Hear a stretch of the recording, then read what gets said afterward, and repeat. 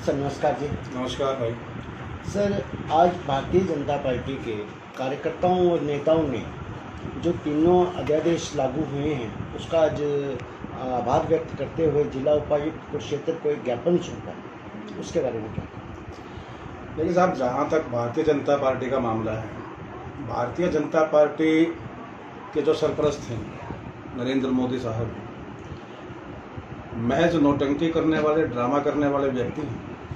और वही बात है कि जैसे कहते हैं कि जैसा जिस घर का मुखिया होता है उस घर के अगले जो पैरोकार होते हैं, जो उसके रहबर होते हैं, जो दूसरे लोग होते हैं, वो भी उसी टाइप के बन जाते हैं। मैं जो भारतीय जनता पार्टी ने आज यहाँ पर ड्रामा किया, नौटंकी करी है किसानों को लेकर के, मैं उन्हीं नेताओं से पूछना चाहता हूँ कि आपकी सरकार ने अध्यादेश लागू किए हैं, आप धन्यवाद किस बात का करने के लिए आए हैं, किसका करने के लिए आए हैं और किस लिए करने के लिए आए हैं। दूसरी बात यह कि अगर धन्यवाद करने के लिए आए हैं तो किसान आए। भारतीय जनता पार्टी के नेताओं को ऐसी क्या जरूरत पड़ गई कि वो आ रहे हैं। मैं वहां से गुजर रहा था, मैंने देखा है लोगों को आते हुए। वहां पर किसान तो नहीं थे, ट्रैक्टर के अंदर एक एक ड्राइवर था। ट्रैक्टर किसान का होगा, वैसे तो ट्रैक्टर आजकल बहुत से काम पे भी चलते हैं, खुदाई का काम भी चलते हैं, ईंट भी जो है ईंट ढुलाई का काम भी ट्रैक्टर पे चलता है, मिट्टी भी ढुलाई जो ट्रैक्टर पे होती है। वो पता नहीं कौन लोग थे, कहाँ से लेकर के आए थे, लेकिन इतना जरूर है कि एक ट्रैक्टर पे एक ड्राइवर था। और जहाँ तक पता लगा है कि भारतीय जनता पार्टी के कुछ नेता थे। तो सवाल इस बात का कि भारतीय जनता पार्टी के लोग किसका आभार प्रकट कर रहे हैं, किसका धन्यवाद कर रहे हैं, क्यों कर रहे हैं और किस लिए कर रहे हैं। इसलिए मैंने कहा है ये ड्रामा था, नौटंकी थी, सिवाय इसके कुछ नहीं। सर प्रधानमंत्री ये कहते हैं कि मुझ पर भरोसा करो, और जो ये तीनों अध्यादेश हैं और एमएसपी है जो वो जमीन किसान के अन्नदाता के हक में है, इसके बारे में क्या कहना चाहिए? देखिए साहब, पहले तो मैं प्रधानमंत्री के बारे में टिप्पणी कर दूं, बड़ा ज़रूरी है। वैसे मेरा कद नहीं है कि मैं प्रधानमंत्री जैसे व्यक्ति पर टिप्पणी करूं, लेकिन क्योंकि वहाँ वो संसद का मामला है, मैं संसद में नहीं हूँ। लेकिन इस देश का एक जागरूक नागरिक हूँ, कांग्रेस पार्टी का एक सिपाही हूँ। उस नाते मेरा फर्ज बनता है, मेरा दायित्व बनता है कि हिंदुस्तान के अंदर कोई भी घटना घटती है, हिंदुस्तान के किसी एक आदमी के ऊपर भी अगर किसी के हितों पर आना चाहती है, उस पर टिप्पणी करना, उसका बचाव करना, उसका साथ देना मेरा दायित्व बनता है। और मैं उसी फर्ज को निभाते हुए नरेंद्र मोदी पर ये टिप्पणी करना चाहता हूँ, बिना मेरी हैसियत के भी, कि नरेंद्र मोदी कहते हैं, मैंने भी उनका यह बयान सुना है कि एमएसपी को लेकर मुझ पर भरोसा कीजिए। यार मोदी साहब, आपके ऊपर तो 6 साल पहले पूरे हिंदुस्तान ने भरोसा किया था, 2 करोड़ 1 साल में रोजगार देने का भरोसा किया था। आपने तो 6 साल के अंदर 15 करोड़ लोगों को बेरोजगार कर दिया। किस बात का भरोसा करें आपके ऊपर भाई? आपने तो मार्च में छाती ठोक कर यह कहा था कि मुझ पर भरोसा कीजिए, 21 दिन के अंदर कोरोना को हिंदुस्तान से भगा दूंगा। थाली बजवाई, कटोरी बजवाई, चम्मच खड़कवाए, पूरे हिंदुस्तान लाइन में लगा, पूरे हिंदुस्तान ने नरेंद्र मोदी का साथ दिया। लेकिन 21 दिन के बाद हुआ क्या, ये तो देखिए, 500 से लेकर आज करीब करीब मेरे ख्याल से 60 लाख का आंकड़ा हमने छू लिया कोरोना के अंदर। किस पर भरोसा करें यार, बताइए आप? भरोसा उस पर होता है जिसको एक बार आजमाया जाए। नरेंद्र मोदी को बार बार आजमाया गया। नरेंद्र मोदी ने कहा था मुझ पर भरोसा कीजिए, सौगंध मुझे इस मिट्टी की, मैं देश नहीं बिकने दूंगा। लानत है ऐसे बयानों के ऊपर, ऐसे झूठे इंसान के ऊपर कि आपने ये भरोसा दिलाया देश को, देश नहीं बिकने दूंगा। बीएसएनएल बिक रहा है, एयर इंडिया बिक रही है, एलआईसी बिक रही है, भारत पेट्रोलियम बिक रहा है। अरे पूरा हिंदुस्तान तो बेचकर खा गया। राफेल को लेकर जितना ड्रामा, जितना शोशेबाजी नरेंद्र मोदी ने की है, हिंदुस्तान के इतिहास के अंदर किसी भी शासक ने आज तक ऐसी ड्रामाबाजी नहीं की थी। लेकिन आप राफेल का सच जानिए, मैं यहाँ कीमत की बात नहीं करता, राफेल को लेकर कीमत 3 गुनी दी गई है। उसका जवाब नरेंद्र मोदी का ईमान जानता है, वो देना चाहे दे दे, नहीं देना चाहे तो ना दे। लेकिन सिर्फ एक प्रश्न मेरा है कि जब कांग्रेस के राज में राफेल को लेकर आने की बात हुई थी, राफेल को बुलाने का मामला आया था, तब कांग्रेस सरकार ने यह फैसला लिया था कि फ्रांस की सरकार के साथ मिलकर के हिंदुस्तान की जो सरकारी कंपनी है अस्त्र शस्त्रों के मामले में, हाल HAL, वो कंपनी मिलकर के, एक सरकारी कंपनी फ्रांस की सरकार के साथ मिलकर के हिंदुस्तान के अंदर राफेल का निर्माण करेगी। उसका हमें लाभ भी था, हमारे बच्चों को रोजगार भी मिलता है यहाँ से।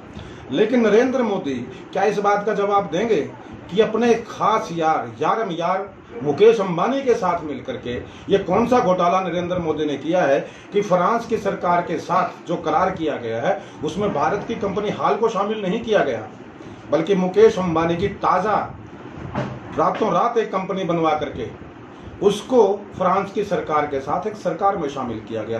क्या नरेंद्र मोदी इस बात का जवाब देंगे? किस बात का भरोसा करें यार? कहाँ करें? कर लेते हैं, प्रधानमंत्री पर भरोसा करना चाहिए, होता भी है, लेकिन तब जब वो भरोसे के काबिल हो।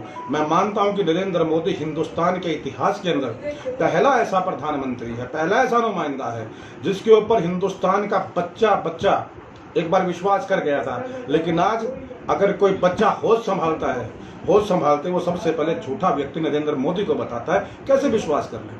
आपने एमएसपी की बात की यार, आप ट्विटर करते हो, ट्विटर पे ट्वीट कर दिया एमएसपी लागू हो गई, आपने कहा भरोसा करो। भरोसा कहने से होगा क्या? क्यों नहीं इनको अध्यादेश में शामिल कर लिया जाता? क्यों नहीं इनको कानून बनाया जाता है एमएसपी का?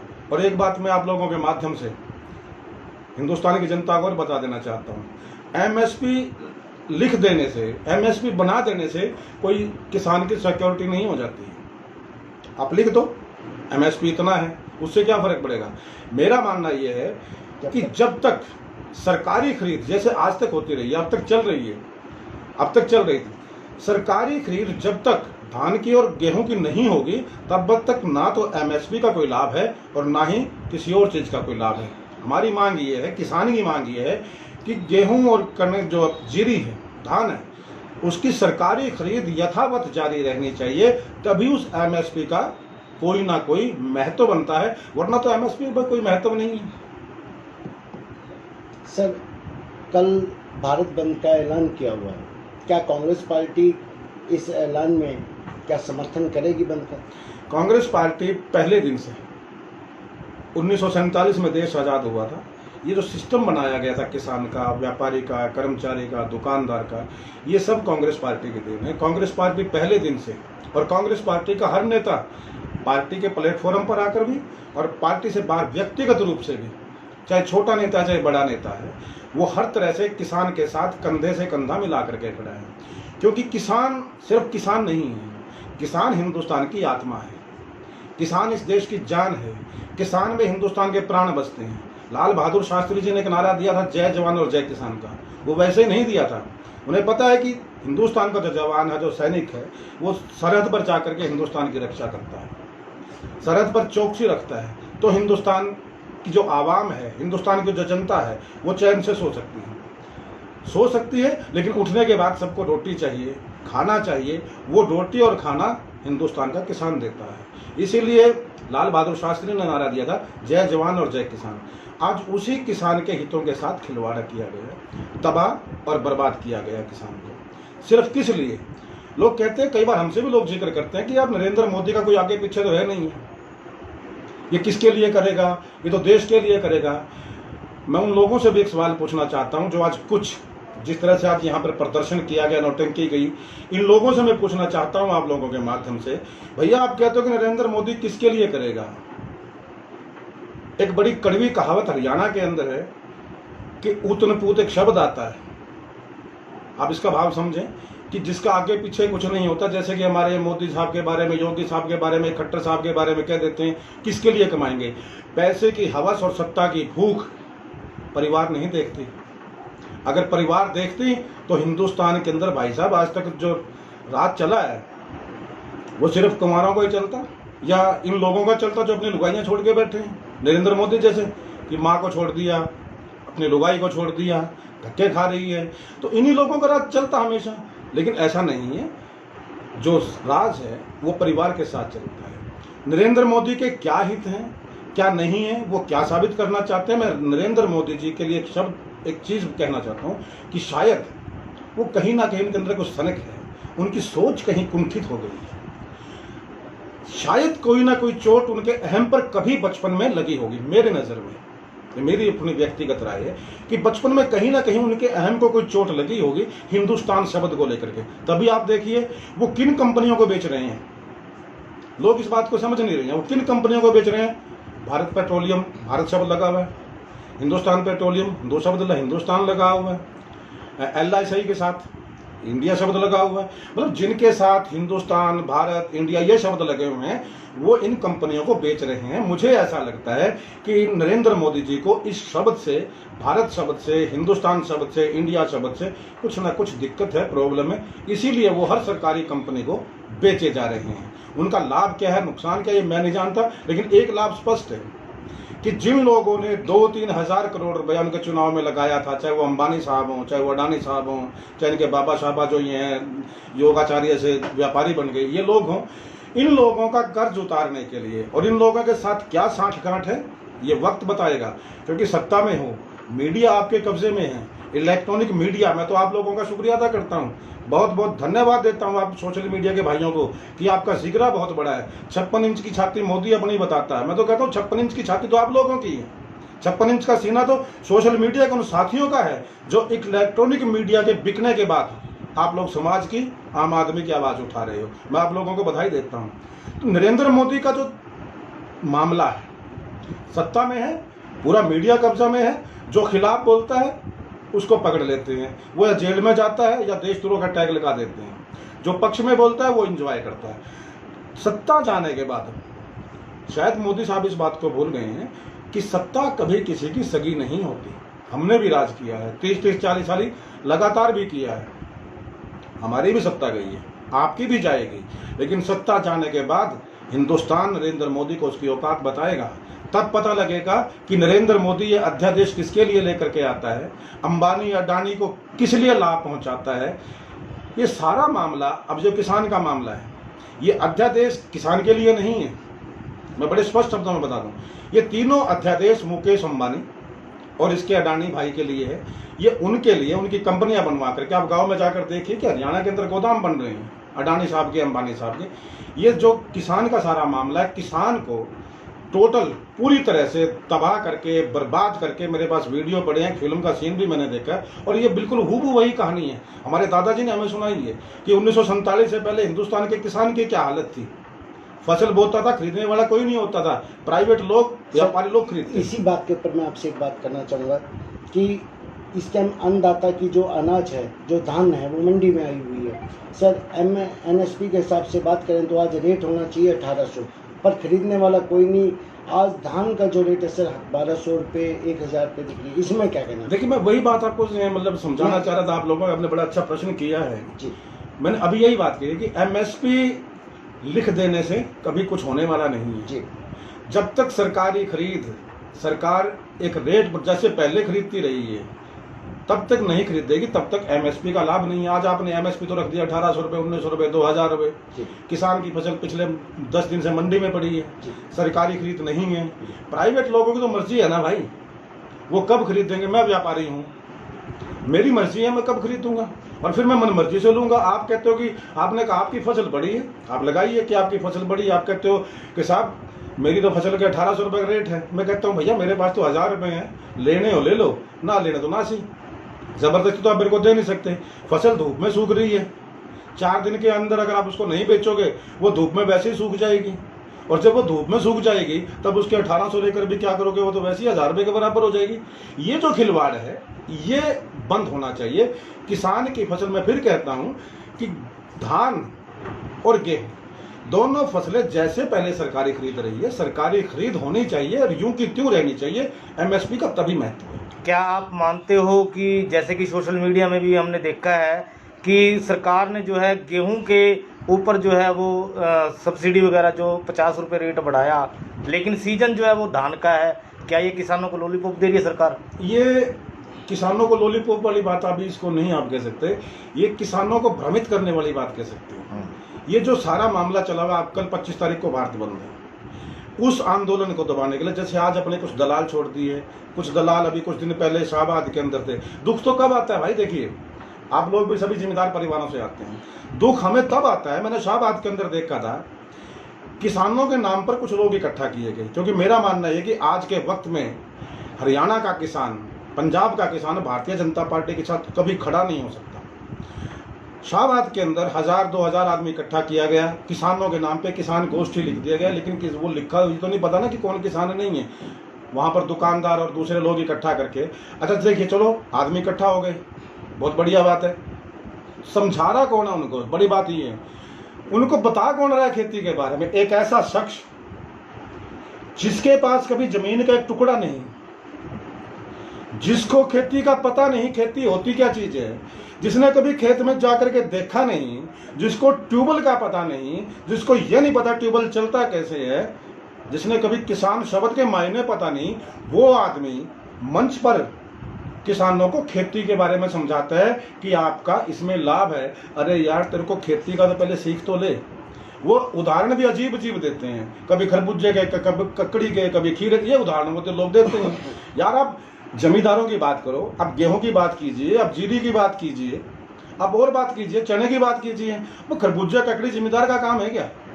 तो ये बड़े दुख की बात है कि ऐसे लोग आज भारतीय जनता पार्टी की तरफ से फ्रंट पर आकर किसानों के मामले को सुलटाने की प्रयास करते। सर, 10 सितंबर को पिपली के अंदर जो लाठीचार्ज हुआ, उसमें जो हमारे हरियाणा के गृह मंत्री हैं, उनका एक बयान आया।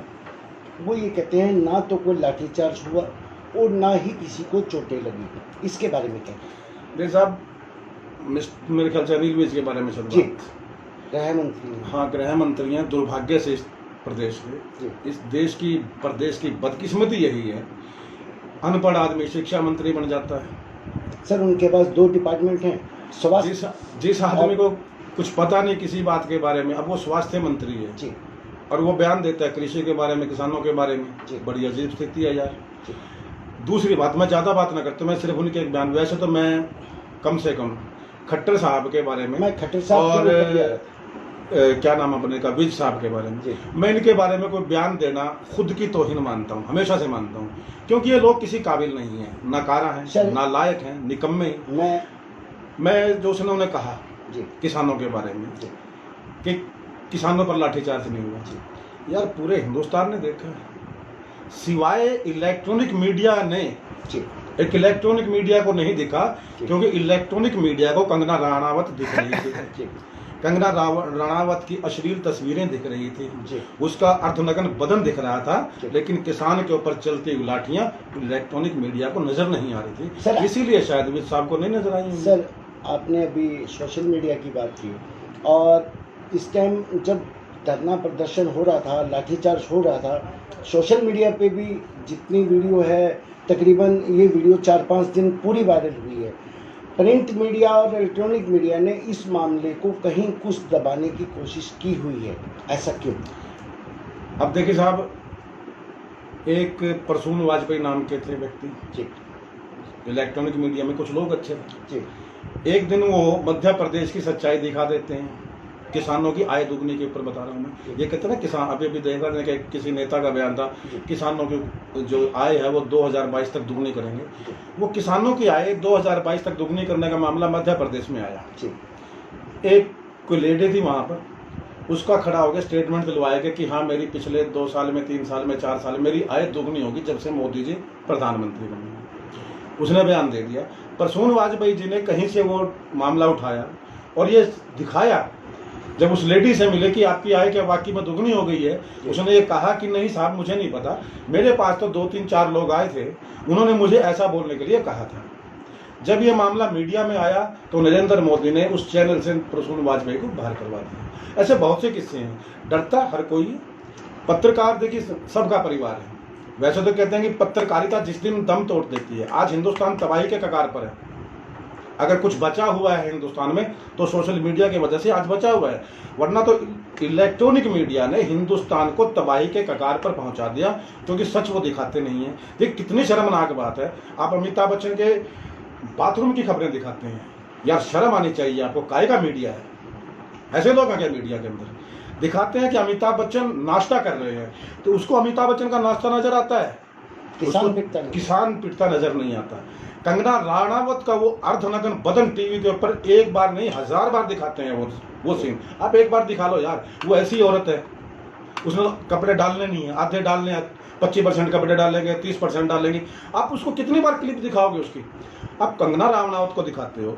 सुशांत सिंह को 3 महीने 4 महीने से, क्या सुशांत सिंह कोई हिंदुस्तान का फ्रीडम फाइटर था? क्या सुशांत सिंह कोई बड़ा देशभक्त था? क्या सुशांत सिंह को हिंदुस्तान का कोई बहुत बड़ा चमत्कारिक व्यक्ति था? वो एक फिल्म कलाकार था, दुनिया है बॉम्बे के अंदर, सर दुनिया थी। बात ड्रग्स से वह मरा व्यक्ति जो ड्रग्स लेके, जिसने ड्रग्स के सबके सामने सबूत आ चुके हैं कि ड्रग्स की पार्टियां करता था, ऐसे व्यक्ति पर आपका इलेक्ट्रॉनिक मीडिया जो है वो 3 महीने बर्बाद कर देता है। लेकिन किसान पर चलती हुई लाठी उसे नजर नहीं आती, किसान का दर्द उसे नजर नहीं आता। कितने इलेक्ट्रॉनिक मीडिया के लोग हैं जिन्होंने 10 तारीख की क्लिपिंग दिखाई है, और मैं दावे के साथ कहता हूं कल भी यही इलेक्ट्रॉनिक मीडिया नरेंद्र मोदी के तलवे चाटते हुए कुछ नहीं दिखाएगा, सिर्फ एक ज्यादा कोई खबर नीचे दे देगा। सर बात करें कि भाजपा गठबंधन में 2 नेता तो ये कह रहे हैं कि लाठीचार्ज नहीं हुआ, और जो हमारे हरियाणा के उप मुख्यमंत्री हैं दुष्यंत चौटाला, वो ये कहते हैं कि इस मामले की जांच होनी चाहिए। इसके बारे में क्या राय है? लेकिन साहब, दुष्यंत चौटाला जब राजनीति में आए थे, व्यक्तिगत रूप से बताता हूँ मैं, अच्छा लगा था मुझे भी, क्योंकि मुझे कुछ चेहरे अच्छे लगते हैं, कुछ लोग बोलते ठीक लगते हैं। मुझे लगता था कि शायद कहीं ना कहीं देवीलाल चौधरी, देवीलाल का नाम है, हालांकि मैं व्यक्तिगत रूप से देवीलाल का सम्मान करता हूँ। पार्टी के तौर पे, विचारधारा के तौर पे मैं देवीलाल जी के बहुत बेहद खिलाफ हूँ। मेरा मानना यह है कि बहुत सारा नुकसान उन्होंने हरियाणा का करवाया किसी, लेकिन व्यक्तिगत रूप से वो बहुत बढ़िया नेता थे। वो समाज की आवाज़ उठाते थे, वो किसान की आवाज़ उठाते थे। उसी परिवार का एक लड़का आगे आता है, ऐसा लगता है चलो कोई बात नहीं भाई, एक अच्छा लड़का एक अच्छी विरासत संभालेगा। लेकिन किसानों के नाम पर भारतीय जनता पार्टी के खिलाफ बोलकर पूरा चुनाव लड़ता है। मैंने क्लिप्स देखी हैं इसकी, बूढ़ी बूढ़ी औरतों को आगे करके खड़ा रखता है कि ये माई मेरे को कहती है बीजेपी का साथ मत देना, ये सारा कहता है मैं बीजेपी का साथ नहीं दूंगा, किसानों की बातें करता है। और जब 10 विधायक बन जाते हैं, बच्चे की बात तो यह है कि बिना बुलाए बिना कहे जैसे ही परिणाम आता है, दुष्यंत चौटाला अमित शाह की गोदी में जाकर के बैठ जाता है। लानत ऐसी राजनीति पर यार, इतना झूठ पर लाना। अरे 2 दिन वेट कर लो, 4 दिन इंतजार कर लो, कोई बुलावे का इंतजार कर लो, कुछ मान मनोबल तो करवा लो। आप तो गए जीते और कोर्ट में। अब इस लाठीचार्ज की बात मैं करता हूँ। दुष्यंत चौटाला उस लाठीचार्ज में शामिल है 100%। यार सरकार का डिप्टी सीएम है, और सरकार का डिप्टी सीएम नहीं है वो। अगर मनोहर लाल खट्टर की सरकार कहीं चल रही है तो दुष्यंत चौटाला के कंधों पर चल रही है, ये सब मानते हैं। दुष्यंत चौटाला की मर्जी के बिना किसानों पर लाठीचार्ज नहीं हो सकता। खट्टर ने करवाया है, दुष्यंत चौटाला की सहमति से करवाया है, लाठीचार्ज हुआ, लोगों के सिर फूटे पीपले के अंदर। और बेशर्मी देखिए, शाम के टाइम में दिग्विजय सिंह चौटाला, जो दुष्यंत चौटाला का छोटा भाई है, वो इसकी निंदा करता है। यार तुम्हारे परिवार में भी एकता नहीं है क्या? कमाल है यार, आप अपने परिवार में 2 भाई हो, एक भाई लाठी चलवाता है, दूसरा भाई निंदा करता है। आज दुष्यंत चौटाला निंदा करता घूम रहा है। यार तुझे निंदा करने की जरूरत है क्या? सर निंदा करने की बात करें तो एक नथाराम जी हैं गाँव चिब्बा से, जिन्हें उस लाठीचार्ज में चोटें लगी थी। उस टाइम दुष्यंत चौटाला चिब्बा गांव में जाते हैं, वो कुछ सहायता भी करते हैं नथाराम की, और वो एक लाइव से दुष्यंत से उनकी बातचीत करवाते हैं। इसके बारे में क्या कहना चाहेंगे? वही ड्रामेबाजी है, नौटंकी है। एक आदमी को पहले मरवाओ, पहले लाठियां डलवाओ उसके ऊपर, और फिर उसके घर पहुंच जाओ। भैया ये काम तो कोई भी कर लेगा, आप खा लो, हम भी करने को तैयार हैं, आप लाठी खाओ, हम मुआवजा भी दे देंगे। ये लोग हैं इसी टाइप के। मुझे एक इनके विधायक का बयान याद आता है, मैं एक डिबेट में था, इन्होंने सैनिकों के बारे में ये कही थी कि हम सैनिकों को हमने एक 50,000 दिए, पेट्रोल पंप दिए। तब भी मैंने ऑब्जेक्शन किया था कि ठीक है, अच्छी बात है, आपने मुआवजा दिया, लेकिन मैं पूछना ये चाहता हूँ, क्या आप सैनिकों को इसलिए मरवाते हो कि पहले मरवाओ, फिर मुआवजा दो, और फिर सरकार का डंका बजाओ? पहले किसान पर लाठी चलवाओ, उसका खून बहाओ, फिर उसको 10-20 हज़ार रुपये की मदद कर दो, और उसके बाद सेल्फियाँ खींचो, फोटो खींचो और उनको वायरल कर दो। ये क्या तमाशा है?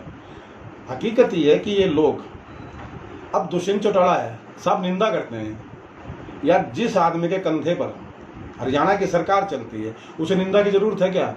उसे तो तुरंत कहना चाहिए भाई, जिन लोगों ने लाठियां चलाई हैं उन्हें तुरंत गिरफ्तार करके उनको अंदर डाला जाए, उनके खिलाफ कार्रवाई हो, नहीं तो मैं रिजाइन करता हूँ। असल में तो भाई को कर देना चाहिए था अब तक। सर मेरा आखिरी प्रश्न है आपसे, थानेसर के मुद्दों को लेके, पिपली से लेके थर्डगेट का जो मेन रोड है हमारा, उसको आप भी देख रहे होंगे, पिछले 3-4 साल से उसका बुरा हाल है। और बात करें उमरी चौक से जो हमारा बाईपास, मुख्य जो हमारे 3 रोड हैं जो कुरुक्षेत्र में थानेसर के अंदर एंट्री करते हैं, जिसमें 2 सड़कों का बहुत ही बुरा हाल है। आप उमरी चौक से यदि आपने सुंदरपुर तक जाना है तो आप जा नहीं पाएंगे।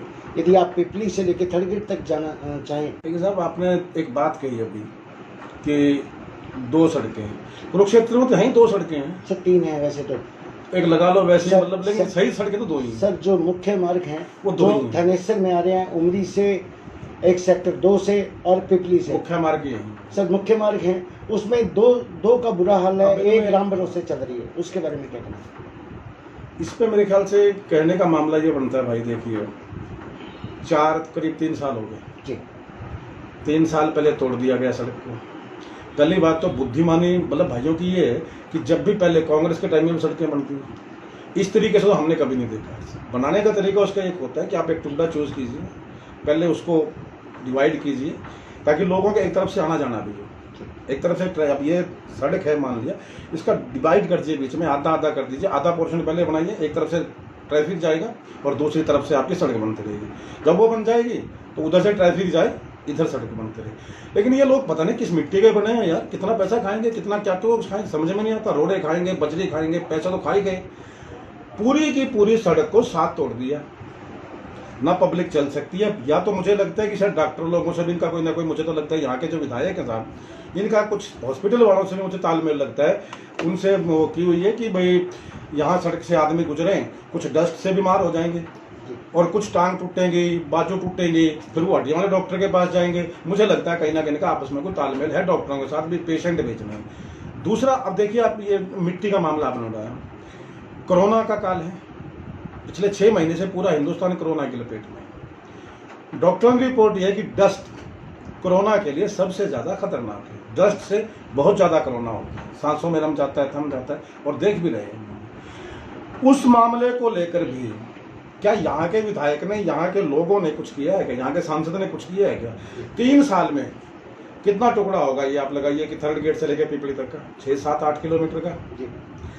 3 साल में, 4 साल में 6-7-8 किलोमीटर का टुकड़ा जहाँ का विधायक ना बना सके, जहाँ का प्रशासन, जहाँ का सांसद ना बना सके, ऐसे लोगों को सत्ता में बने रहने का हक है क्या? सर उन्हें तो छोड़ देना चाहिए तुरंत प्रभाव से। आज से 2 साल पहले पिपली से लेकर थर्ड गेट तक के जो हरे भरे पेड़ थे उन्हें काट दिया गया। ठीक, जो डिवाइडर के ऊपर लाइट, आपको पता होगा, आपके संज्ञान में भी होगा कि आज से 2 साल पहले कुछ लाइट लगी थी थर्ड गेट से पिपली तक के बीच में, उनको उतार के दोबारा नई लाइट लगी है। ठीक, लाइट लग चुकी हैं, पेड़ कट चुके हैं, पर सड़क नहीं बनी 3 साल। इसके बारे में लोगों का ये कहना है कि 3 बार 2 बार 3 बार ठेकेदार भी बदले जा चुके हैं। ऐसा क्यों? पैसा चाहिए, पैसा चाहिए। मैं बताता हूँ, मैं जीता जाता उदाहरण देता हूँ। मेरा ऑफिस जहाँ पर है, बाईपास रोड के नाम से जाना जाता है। ठीक, उस सड़क को बनाया गया साहब जी। पहले बात तो उसको बनाना ही सबसे बड़ा अजीब लगा मुझे कि वो सड़क 50 साल पहले 18 फुट की सड़क थी। 50 साल के बाद आप उस सड़क को बनाने जा रहे हो जी, या तो आप उसको 18 फुट का रहने दो जी, आपने उसको 24 फुट का किया। जी। 24 फुट में से किया क्या है कि 18 फुट की सड़क है और 3-3 फुट के साइडों में ब्लॉक लगा दिए गए। क्या नॉनसेंस है यार ये? आप 24 फुट की सड़क क्यों नहीं बनाते? जी, मतलब कोई दिमाग है क्या आपका? 24 फुट की सड़क बनाओ साहब, अगर आपको सड़क 24 लगा। लेकिन हुआ क्या था कि यहाँ के जो विधायक और सांसद महोदय, इनको वो ब्लॉक्स लगाने की फैक्ट्रियाँ, मुझे पता लगा जो लोगों ने बताया कि ये इसकी विधायक और इसके रिश्तेदारों की इनकी फैक्ट्रियाँ हैं ब्लॉक्स की, ये सारी जगह ब्लॉक लगा देते हैं। अब 18 फुट की सड़क के साइड में 3-3 फुट साहब ब्लॉक लगा दिए, 24 फुट की सड़क बनी। चलो बना दी आपने, ये मैं अपनी सड़क की बताता हूँ।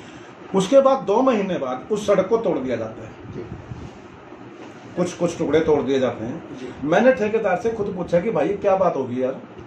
ठेकेदार कहता है कि साहब पानी निकलने के पाइप नहीं थे, क्रॉसिंग नहीं थी पानी की, पाइप दबाने के लिए सड़क तोड़ दी।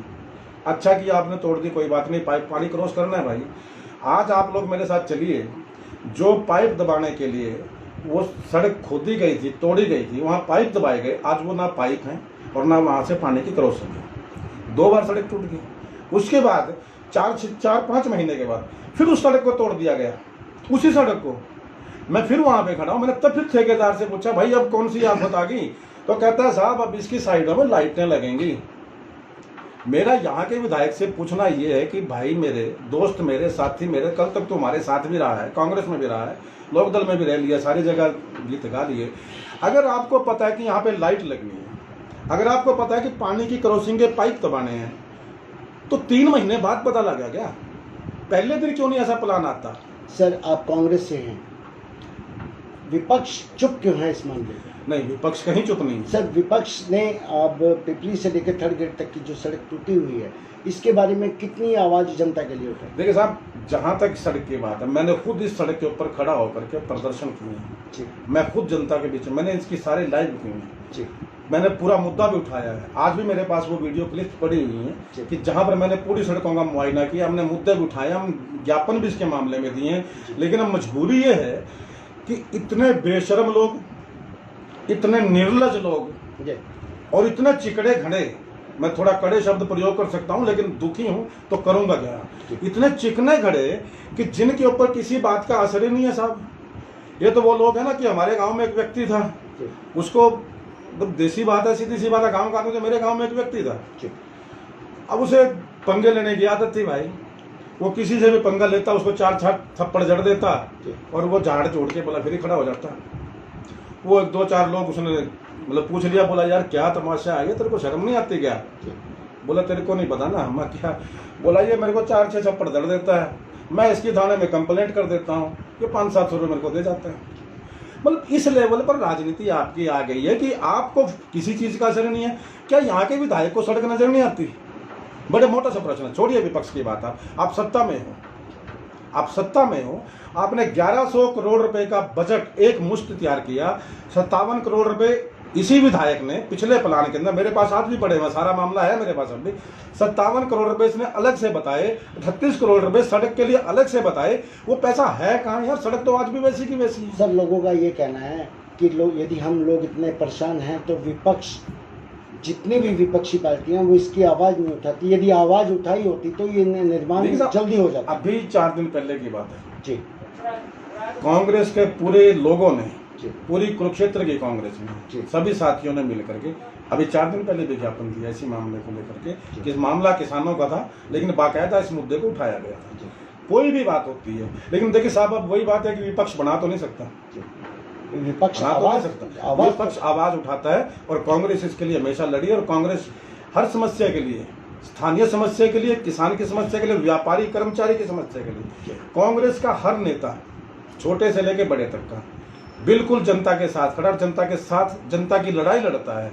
इस सड़क के लिए भी हम देखते हैं, अभी बात करेंगे और ज्यादा। हमने इसको उठाया पूरा मामला, लेकिन अगर ये मामला ऐसे नहीं सुलटेगा तो हम अपनी पार्टी के नेताओं से, सभी साथियों से, क्योंकि इसमें मैं व्यक्तिगत अकेला कोई कमेंट नहीं कर सकता, वो एक अलग मामला बनेगा क्योंकि पार्टी से बंधा हूँ, मेरी पार्टी के प्रति जिम्मेदारियां हैं। लेकिन मैं अपने नेताओं के साथ, आपने मुझे ये बात कही, मैं चलो इस बात को स्वीकार करता हूँ, कहीं ना कहीं इस बात को कहीं ना कहीं हमारी कमी रही होगी। वैसे तो हमने पूरी कोशिश की है, लेकिन जब आप लोग ये कहते हैं कि विपक्ष ने ऐसा नहीं किया तो मुझे लगता है कि शायद हमारी कमी रही है, हमारे प्रयास में कमी रही है। और कमी मानना कोई बुरी बात नहीं है, मैं इसको आप लोगों के माध्यम से स्वीकार करते हुए इस चीज़ को दोबारा लेंगे और अपने पार्टी के तमाम नेताओं के साथ, कुरुक्षेत्र के तमाम नेताओं के साथ मिल करके इसका वाजिब हल निकाला जाएगा। और अगर अब ये सीधे तरीके से नहीं करेंगे तो बाकी का मुझे पता नहीं, लेकिन लक्ष्मीकांत शर्मा आर पार की लड़ाई लड़ने के लिए तैयार बैठे। सर आप हमारे चैनल के माध्यम से आज कोरोना महामारी जिस तरह अपना प्रकोप बढ़ता जा रहा है, तो उसके बारे में हमारे जो फॉलोअर्स हैं, जो आम नागरिक, हमारी जो थानेसर की जनता है या जो लोग हमसे जुड़े हुए हैं, उनसे क्या अपील करना चाहिए? नहीं साहब, सबसे पहले तो मैं आप जो सोशल मीडिया के साथी हैं, मैं आपको बधाई देना चाहूँगा। मैंने पिछले 6 महीने से आप लोगों को देखा है, आप हमेशा जनता के बीच में रहे हैं, आप लोगों ने सच की लड़ाई लड़ी, सच के लिए लड़े। कोरोना को लेकर आपने विशेष लड़ाई लड़ी है, तमाम सोशल मीडिया के साथियों ने, मैं विशेष तौर पर, क्योंकि अब एक मीडिया बन गया, इलेक्ट्रॉनिक मीडिया, वो बिक चुका है, खत्म हो चुका है, उसका भी वजूद नहीं है। और आने वाले दिनों के अंदर दावा करता हूँ कि लोग सोशल मीडिया ही देखेंगे। वैसे तो आज भी फर्क पड़ चुका है, 70% लोग सोशल मीडिया पर हैं और 30% ही लोग, 30 से 25% लोग ये इलेक्ट्रॉनिक मीडिया का नौटंकी देखता है। लेकिन आने वाले दिनों के अंदर अगर इलेक्ट्रॉनिक मीडिया ने सुधार नहीं किया तो गारंटी देता हूँ लोगों के घरों से डिश और लोगों के घरों से केबल हट जाएगी। सिर्फ सोशल मीडिया के आप लोगों के चैनल चलेंगे, आप इसके लिए बधाई के पात्र। कोरोना का मामला जहाँ तक देखिए साहब, पहले प्रधानमंत्री ने कहा था कि मुझ पर भरोसा करो, विश्वास करो, मैं 21 दिन में कोरोना की छुट्टी कर दूंगा और 56 इंच की छाती टकरा कर कोरोना भाग जाएगा, चूर चूर हो जाएगा। लेकिन 56 इंच की छाती कहीं काम नहीं आई। कोरोना के नाम के ऊपर कई लाख करोड़ का फंड इकट्ठा किया गया कर्मचारियों से। मुझे पता लगा कि हरियाणा के कर्मचारियों से 200 करोड़ रुपया मनोहर लाल खट्टर ने इकट्ठा किया। कहाँ गया इसका कुछ पता नहीं है, केंद्र का कहाँ गया कुछ पता नहीं है। हिंदुस्तान की जनता ने, नरेंद्र मोदी ने एक बात की थी, मैं वो बीच में लेना चाहता हूँ इसमें, कि आत्मनिर्भर भारत। मैं नरेंद्र मोदी को बता देना चाहता हूँ, मिस्टर नरेंद्र मोदी, आत्मनिर्भर भारत आप नहीं बनाओगे, आत्मनिर्भर भारत तो कांग्रेस ने बनाया था। क्योंकि आप खुद कहते हो कि कई लाख करोड़ का चंदा हिंदुस्तान की जनता ने पीएम केयर फंड में दिया है। वो पीएम केयर फंड में चंदा कब दिया? जब आपकी जेब में पैसा था। जब पैसा था तो वो कहाँ से आया था? वो कांग्रेस की बदौलत था। कांग्रेस ने हिंदुस्तान के आम नागरिक को आत्मनिर्भर बनाया था, तभी आप इतना चंदा इकट्ठा कर पाए। लेकिन वो चीज़ें पीछे छूट चुकी हैं, सरकार फेल हो चुकी है। सरकार ने साफ तौर पर 30 जून को मैंने प्राइम मिनिस्टर का एक भाषण सुना था, जो मन की बात कई बार कह देते हैं टीवी पे आकर के, पहला और आखिरी बार, क्योंकि उस दिन वो कोई बड़ा ऐलान करने वाले थे। लेकिन ऐलान उन्होंने बड़े शर्मनाक तरीके से ये किया था कि कोरोना फैलने की वजह सिर्फ और सिर्फ हिंदुस्तान की जनता है। वो मास्क नहीं लगाते, वो सैनिटाइज नहीं करते, वो नहाते नहीं हैं, वो ये नहीं करते, वो नहीं करते। उस दिन नरेंद्र मोदी अपना पिंड छुड़ा करके चले गए थे और ये कह दिया था कि जनता अपनी सवारी, अपने सामान की खुद जिम्मेदार है। तो मैं हिंदुस्तान की जनता से एक अपील करना चाहता हूँ। कहते हैं इलाज से परहेज बेहतर होता है। हिंदुस्तान की जनता बहुत बहादुरी के साथ अपने तौर पर कोरोना के साथ लड़ रही है। मैं तमाम देशवासियों से आप लोगों के माध्यम से अपील करना चाहता हूँ कि कोरोना जाएगा, कोरोना भागेगा, मगर आम आदमी की बहादुरी के साथ। जो भी हेल्थ ऑर्गेनाइजेशन के जो भी तय मापदंड हैं वो हमें फॉलो करने चाहिए। हमें बार बार हाथ धोना चाहिए, हमें सैनिटाइज भी करना चाहिए, हाथ साबुन से धोएं, पानी से धोएं, कैसे भी जहाँ भी चलता है हमें मास्क लगा करके जहाँ। और इनका मुझे मास्क के नाम पे एक बात याद है कि कमाल है सरकार का यार। एक गाड़ी में बैठे हुए अकेले आदमी, एक अकेला गाड़ी में बैठे जाता है, कार में उसका चालान काट देते हैं। सर उसमें अब चीज देखिए, सरकार सरकार के आदेश हुए हैं कि यदि कोई अकेला गाड़ी चला रहा है उसका चालान नहीं होगा। फिर भी हुए मतलब अब यार आपके मतलब मेरी ये समझे क्या साबित करना चाहते हो? अकेला आदमी गाड़ी में जाता है, शीशे बंद है गाड़ी के, उसका चालान काट दोगे क्या? मतलब इसको पैसे इकट्ठे करने का जरिया बना दिया केंद्र और राज्य सरकारों ने। इसलिए मैं लोगों से अपील करता हूं कि आप अपने सामान का, अपने शरीर का खुद जिम्मेदारी लेंगे। कोरोना एक ऐसी बीमारी है कि देख, कई बीमारी एक होती है कि मतलब मुझे बीमारी है, उसका परिणाम मुझे भुगतना पड़ेगा। लेकिन कोरोना एक ऐसी बीमारी है जो होगी तो आपको, लेकिन भुगतना आपके परिवार को पड़ेगा, आपके मित्र प्यारों को भुगतना पड़ेगा, आपके रिश्तेदारों को भुगतना पड़ेगा। तो इसलिए मेरा मानना यह है कि कोरोना को लेकर के हमें संजीदा होना चाहिए और सावधान रहना चाहिए। बार बार हाथ धोएं, नहाए। खास तौर पे मैं ये जरूर कहता हूँ, अरे मैंने भी शुरू किया, देखो मैं बड़े मतलब साफ दिल से कहता हूँ भाई, मैं शाम को नहीं नहाता था, मुझे बड़ा डर लगता है शाम को नहाते हुए। लेकिन जब से ये मामले चले हैं तो मैं भी कोशिश करता हूँ कि वर्ल्ड हेल्थ ऑर्गेनाइजेशन ने कहा है कि भीड़ में से जाओ तो शाम को जरूर नहाओ, तो मैं भी कोशिश करता हूँ कि भीड़ में से जाओ तो नहा लो, उसमें कोई फर्क नहीं पड़ने वाला। आपके शरीर की सफाई है, उससे आपका परिवार सुरक्षित रहेगा। तो जो भी वर्ल्ड हेल्थ ऑर्गेनाइजेशन की गाइडलाइंस हैं उनको पूरी तरह से फॉलो कीजिए। वो आपके लिए, आपके परिवार के लिए, आपके दोस्तों के लिए, आपके साथियों के लिए, इन सब के लिए हैं, वो किसी और के लिए नहीं है। तभी आप सुरक्षित हैं, यही मेरा कहना। और इतनी सी बात मैं इंतजार हिंदुस्तान की जनता से, अपने स्थानीय लोगों से करना चाहूँगा। धन्यवाद। धन्यवाद। धन्यवाद आप लोगों का।